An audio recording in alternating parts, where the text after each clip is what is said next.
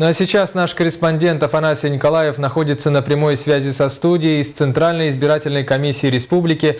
У него вся последняя информация о предварительных итогах единого дня голосования. Афанасий, здравствуй, тебе слово.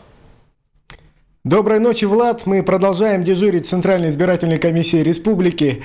И у нас уже есть первые результаты. Обработано более 40% бюллетеней. Анатолий Денисович, скажите, пожалуйста, какие результаты, кто лидирует и в каких районах?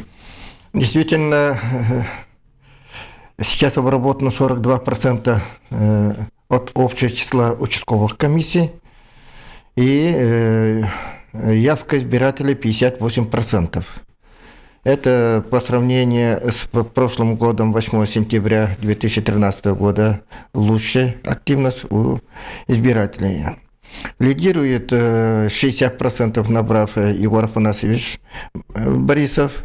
Березкин набрал пока 30,72%.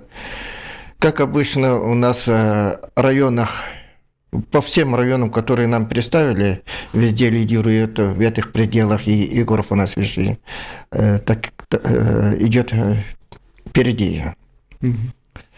Явка избирателя в сельских районах у нас, как обычно, лучше идет. Города мы пока еще материалы не получили. Как обычно, города они поздно дают. Там численность избирателей в избирательных участках много, поэтому и работа у них побольше. Но я надеюсь, что в течение часа они тоже свои избирательные участки дадут свои данные. Анатолий Денисович, а есть ли раскидка по улусам, где те или иные кандидаты лидируют?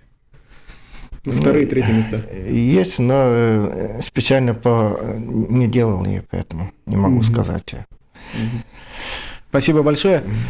Влад, мы продолжаем следить за ходом подсчета голосов, и как только будет какая-то информация, обновление информации, мы выйдем на связь. Спасибо. На прямой связи со студией из Центризбиркома республики был наш специальный корреспондент Афанасий Николаев.